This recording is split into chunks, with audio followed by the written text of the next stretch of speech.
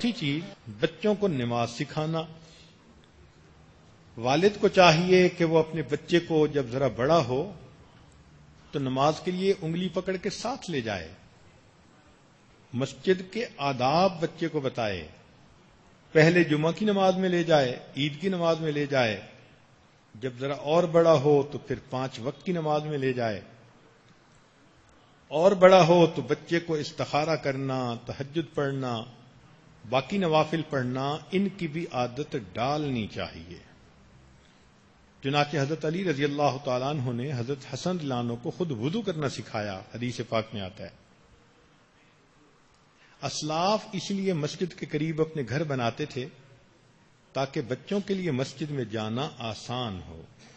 بچے ماں باپ کو جو کرتا دیکھتے ہیں وہی کرتے ہیں.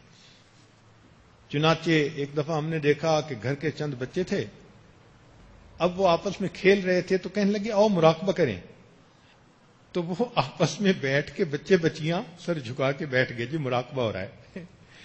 اور پھر جب مراقبہ ختم ہوا تو ایک بچی کہنے لگی میری بڑی کیفیت بن رہی ہے. جو بڑوں کو کرتا دیکھا چھوٹے بچوں نے وہی کیا. نماز سکھانے کے ساتھ بچے کو روزے کی عادت ڈالنا.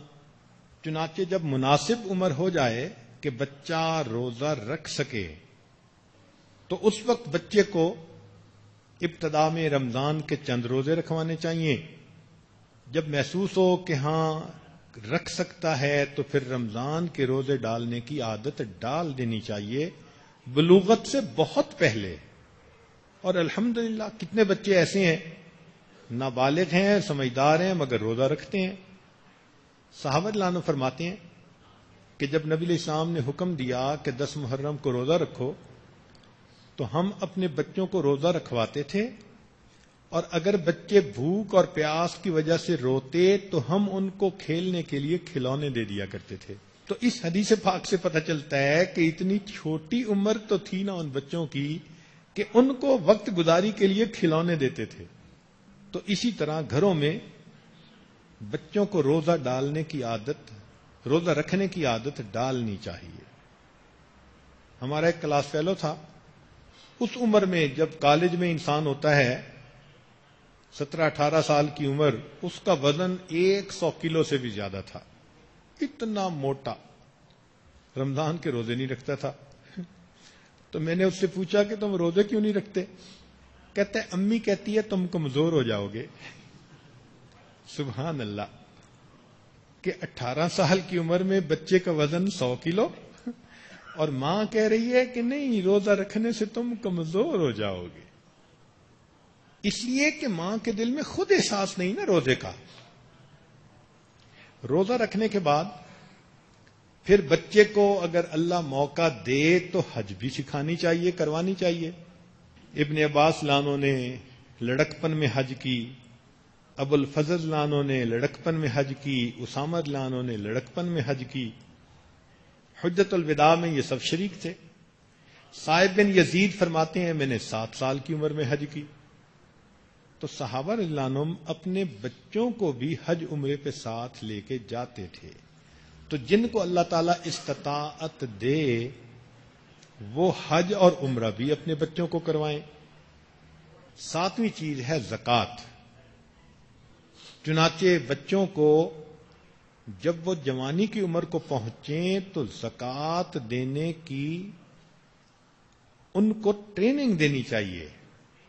حدیث مبارکہ میں ہے کہ نبی اسلام کے پاس ایک عورت آئی، اس نے بچی اٹھائی ہوئی تھی اور بچی نے 2 چوڑیاں پہنی ہوئی تھی. نبی اسلام نے جب دیکھا تو اس عورت سے کہا کہ اس بچی کی چوڑیوں کی زکوٰۃ دیتی ہو؟ اس نے کہا نہیں. فرمایا پھر تو قیامت کے دن ان چوڑیوں کی جگہ اس کو آگ کی چوڑیاں پہنائی جائیں گی. اللہ اکبر! یہ سنتے ہی ماں نے وہ چوڑیاں اتاریں اور نبی علیہ السلام کی خدمت میں پیش کر دیں. اے اللہ کے نبی اللہ کے لیے قبول کر لیجیے. تو چھوٹے بچوں کو بھی جب جوانی کی عمر کو پہنچیں تو زکوٰۃ دینے کا کنسپٹ ان کے ذہن میں ڈالا جائے. آج تو بچیوں کو زیور بنانے کی فکر ہوتی ہے، زکوٰۃ دینے کی فکر نہیں ہوتی. اب یہ 7 پوائنٹ ایسے ہیں جن کو سکھانے سے بچے کی دینی تربیت ہو جائے گی۔ 1، اللہ تعالی کا دھیان دل میں پیدا کرنا۔ 2، نبی علیہ السلام کی محبت پیدا کرنا۔ 3، قرآن مجید کی محبت پیدا کرنا۔ 4، نماز کی عادت ڈالنا۔ 5، روزہ کی عادت ڈالنا۔ 6، حج اور عمرہ کروانا اور سکھانا۔ اور 7واں زکوٰۃ دینے کی عادت ڈالنا۔ چنانچہ جتنے بھی ارکان اسلام ہیں وہ آپ نے جب بچوں کو سکھا دیے تو آپ نے بچوں کو دین سکھا دیا۔ اس کے بعد ایک پوائنٹ اور ہے، وہ یہ کہ دین کی ایسی محبت پیدا کرنا کہ جب وقت کبھی آ جائے تو بچہ جان تو دے دے، دین سے پیچھے نہ ہٹے۔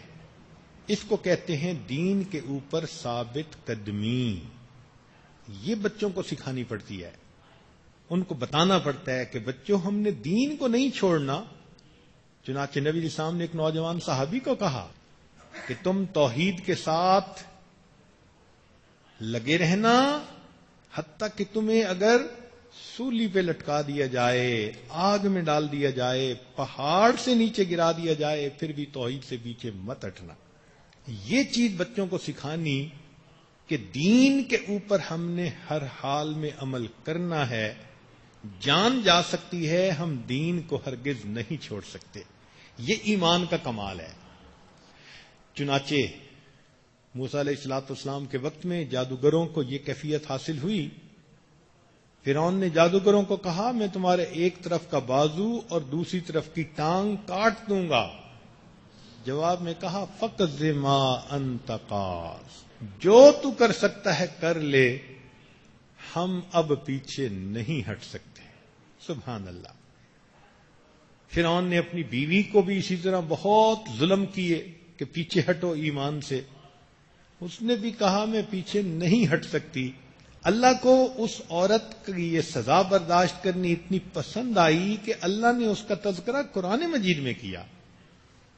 تو بچوں کو دین کے اوپر ثابت قدمی، اس کا بھی جذبہ سکھانا پڑتا ہے، واقعات سنانے پڑتے ہیں، خود دین پر ثابت قدم رہ کر دکھانا پڑتا ہے، تو پھر بچے بھی ثابت قدم بن جاتے ہیں۔ چنانچہ ایک واقعہ سنا کر میں اپنی بات کو مکمل کروں گا۔ بنی اسرائیل میں پہلے وقت میں ایک بادشاہ تھا، خدائی کا دعویٰ کرتا تھا، ملک تھا، مال تھا، لوگ تھے، تو بہاروں کی زندگی گزار رہا تھا۔ اس بادشاہ کے پاس ایک جادوگر تھا جو جادو کے ذریعے اس کے مختلف کام کرتا رہتا تھا اور بادشاہ کی خدائی چمکتی تھی۔ وہ جادوگر بوڑھا ہو گیا۔ اس نے بادشاہ سے کہا کہ جناب کسی کو کہو کہ مجھ سے جادو سیکھ لے تاکہ میرے بعد جو آپ کے مختلف اسائنمنٹس ہیں وہ کرتا رہے۔ تو بادشاہ نے ایک نوجوان کو کہا کہ تم اس سے جادو سیکھو۔ وہ بچہ جادو سیکھنے کے لیے اس جادوگر کے پاس جاتا۔ اللہ کی شان کے راستے میں ایک راہب رہتا تھا، بچے کا تعارف اس سے ہو گیا۔ اس راہب نے اس کو بتایا کہ میاں یہ بادشاہ ہمارا خدا نہیں، خدا تو کوئی اور ہے۔ بچے کو راہب کی باتیں اچھی لگتیں، چنانچہ یہ راستے میں اس سے بھی باتیں سیکھتا اور جادوگر کے پاس بھی چلا جاتا، حتیٰ کہ راہب کی باتیں دل پر اتنی اثر پذیر ہوئیں کہ بچے نے یہ یقین بنا لیا کہ ہمارا خدا ایک ہے، بادشاہ خدا نہیں ہے۔ بچے کے دل میں ایمان بھر گیا۔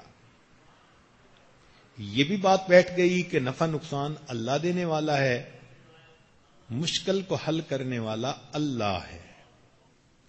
اتنا یقین بیٹھا کہ ایک دن وہ بچہ آ رہا تھا تو پتہ چلا کہ جنگل کا ایک جانور شیر راستے میں کہیں آ کر بیٹھ گیا اور لوگ پریشان ہیں کہ ہم اب آگے پیچھے کیسے ہوں۔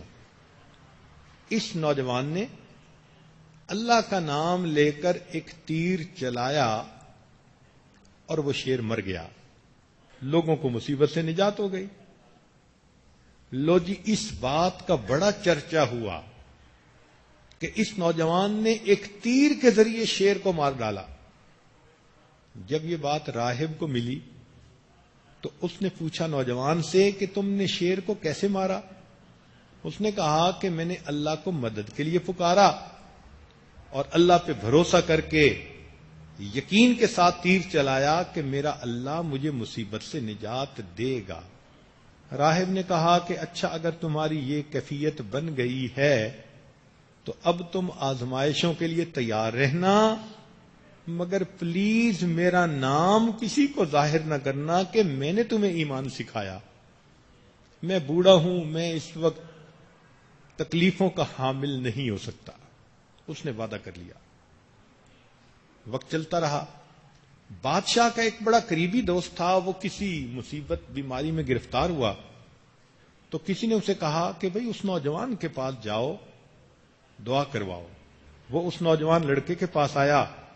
نوجوان لڑکے نے کہا کہ میں دعا تو کروں گا، شرط یہ ہے کہ تم یہ مانو کہ ہمارا اللہ آسمانوں پر ہے، یہ بادشاہ نہیں ہے۔ وہ پھنسا ہوا تھا بیماری میں، اس نے بات مان لی۔ اس نے دعا کی، اللہ نے اس کی مصیبت کو ختم کر دیا۔ لو، جو بادشاہ کا مصاحب تھا اس کا بھی یقین پکا ہو گیا کہ ہمارا خدا تو اور ہے۔ ایک دن یہ بادشاہ کے ساتھ بیٹھا بات کر رہا تھا تو بادشاہ نے اس سے پوچھا کہ بھائی فلاں کیا ہوا؟ اس نے کہا اللہ نے اسے ٹھیک کر دیا۔ اس نے کہا کون سا خدا؟ اس نے کہا جو آسمانوں پہ ہے۔ وہ تمہیں یہ کس نے بات بتائی؟ اس نے کہا نوجوان نے۔ لو جی، نوجوان پھنس گیا۔ بادشاہ نے بلا لیا۔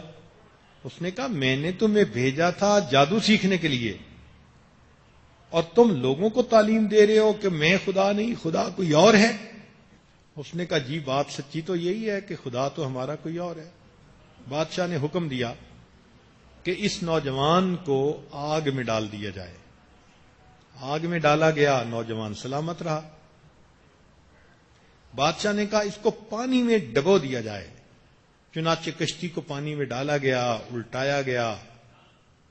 باقی سارے لوگ جو تھے وہ تو مر گئے، یہ پھر بچ گیا۔ بادشاہ نے کہا پہاڑ سے نیچے گرا دو۔ پہاڑ سے نیچے گرایا گیا، پھر بھی سلامت رہا۔ تو بادشاہ نے اس کو بلا کے پوچھا کہ کیا مصیبت ہے، تم مرتے کیوں نہیں؟ اس نے کہا میرے مرنے کا طریقہ یہ ہے کہ شہر کے سارے لوگوں کو اکٹھا کرو اور ان کے سامنے مجھے ایک جگہ پر کھڑا کر کے میرے ترکش سے ہی تیر نکالو، اور تیر نکالنے کے بعد یہ کہو کہ میں اس تیر کو پھینکتا ہوں بسم رب ھذل غلام، اس رب کے نام سے جو اس غلام کا رب ہے۔ چنانچہ بادشاہ نے ایسے ہی کیا، لوگوں کو جمع کیا، لڑکے کو کھڑا کیا اور ترکش میں سے تیر نکال کے یہ کہہ کے کہ اس غلام کے رب کے نام سے میں پھینک رہا ہوں، تیر لگا، بچہ فوت ہو گیا۔ اس بات کو دیکھ کے جتنی رعایا تھی وہ ساری کی ساری مسلمان ہو گئی، یعنی ساری کی ساری ایمان لے آئی۔ اب بادشاہ حیران، اس نے رعایا کو کہا کہ تم کیسے خدا کو مان سکتے ہو، خدا تو میں ہوں۔ رعایا نے کہا نہیں، اب تو ہم نے آنکھوں سے دیکھ لیا، خدا وہی ہے جو اس نوجوان کا خدا۔ بادشاہ نے حکم دیا یہ جتنے ایمان والے ہیں ان سب کے لیے گڑھا کھودا جائے، آگ جلائی جائے، انہیں اس میں ڈال دیا جائے۔ چنانچہ آگ جلائی گئی، لوگوں کو ڈالا گیا۔ ایک عورت تھی جس کے پاس دودھ پیتا چھوٹا بچہ تھا، اس عورت کو ڈالنے لگے۔ وہ عورت بچے کی وجہ سے ذرا گھبرا گئی، تو ڈالنے والے نے بچے کو چھینا اور بچے کو پہلے آگ میں ڈالا۔ جب ماں کے سامنے اس کے چھوٹے بچے کو آگ میں پھینکا گیا تو ماں کا دل دہل گیا، مگر اس بچے نے اندر سے آواز دی امی جلدی آؤ، یہاں تو بڑا مزہ ہے۔ یہ تھے جن کو اصحاب اخدود کہا گیا۔ قرآن مجید میں ان کا واقعہ ہے، قتل اصحاب الاخدود۔ اب دیکھیے کہ جب ایمان کی حلاوت مل جاتی ہے نا، پھر کوئی پھانسی پہ لٹکائے، آگ میں ڈالے، پہاڑ سے گرائے، بندے کو اس کا کوئی فرق نہیں پڑا کرتا۔ یہ ایمان پر ثابت قدمی ہم نے اپنے بچوں کو سکھانی ہے. اس کو کہتے ہیں ایمانی تربیت. اللہ تعالی ہمارے بچوں کو دیندار بنائے اور دین پر ثابت قدمی نصیب فرمائے. وآخر دعوانا ان الحمد للہ رب العالمین. تھوڑی دیر کے لیے مراقبہ کر لیجئے، آنکھوں کو بند کر لیجئے، سر کو جھکا لیجئے. دنیا اور جو کچھ دنیا میں ہے اس سے ہٹ کٹ کے اللہ رب العزت کی یاد میں ڈوب جائیے. اللہ کو اپنا بنا لو، اللہ کو اپنا بنا لو، اللہ کو اپنا بنا لو. یہ زندگی ایک مہلت ہے، روٹھے ہوئے رب کو منا لو، اللہ کو اپنا بنا لو. اب سب رشتوں کو چھوڑو، اللہ سے رشتہ جوڑو. اب سب رشتوں کو چھوڑو، اللہ سے رشتہ جوڑو. ہر غیر سے اب ہٹ کٹ کے اللہ سے لو لگا لو، اللہ کو اپنا بنا لو.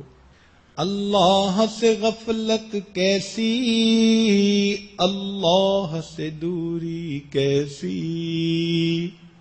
اب سب وردوں کو چھوڑو، اللہ کو ورد بنا لو، اللہ کو ورد بنا لو. اللہ کو دل میں بسا لو، اللہ کو دل میں بسا لو، اللہ کو دل میں بسا لو.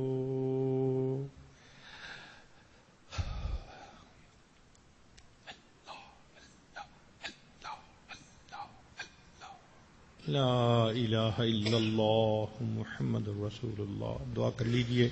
سبحان ربی جلال الوہاب. اللہم صلی علی سیدنا محمد وعلی آل سیدنا محمد وبارک وسلم. اے میرے مالک، ہم آپ کے عاجز مسکین بندے ہیں، ظاہر میں بندے ہیں، حقیقت میں نہایت گندے ہیں. اللہ ہمارے اندر کی گندگیوں کو دور فرما، دلوں کی ظلمت کو دور فرما، دلوں کی سختی کو دور فرما، ہمارے دلوں کو منور فرما، دل کی دنیا کو آباد فرما. اے کریم آقا، ہمارے دل میں ایمان کتنا کمزور ہے، شرمندگی ہو رہی ہے. اللہ اس ایمان کو کامل فرما دیجئے.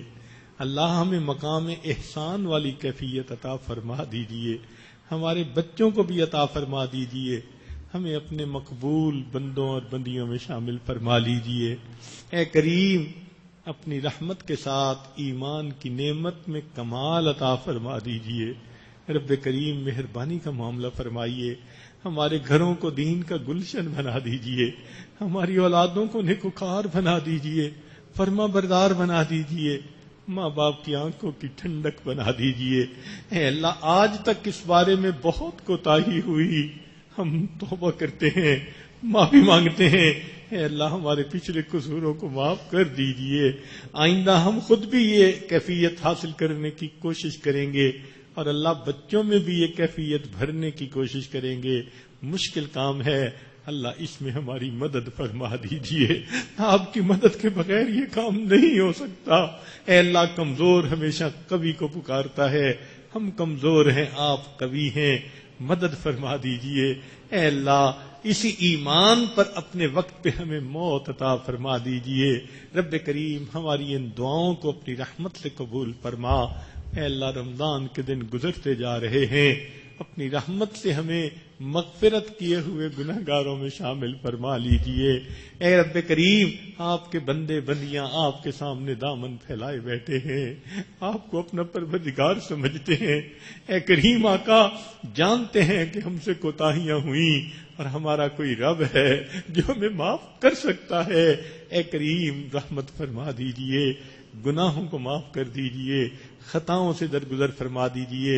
اے اللہ اس رمضان کو ہمارے لیے بخشش کا ذریعہ بنا دیجئے. اللہم انا نسألک الجنہ ونعوذ بک من النار. ربنا ظلمنا انفسنا وإن لم تغفر لنا وترحمنا لنكونن من الخاسرین. صلی اللہ تعالی علی حبیبہ سیدنا محمد وآلہ واصحابہ اجمعین برحمتک یا ارحم الراحمین.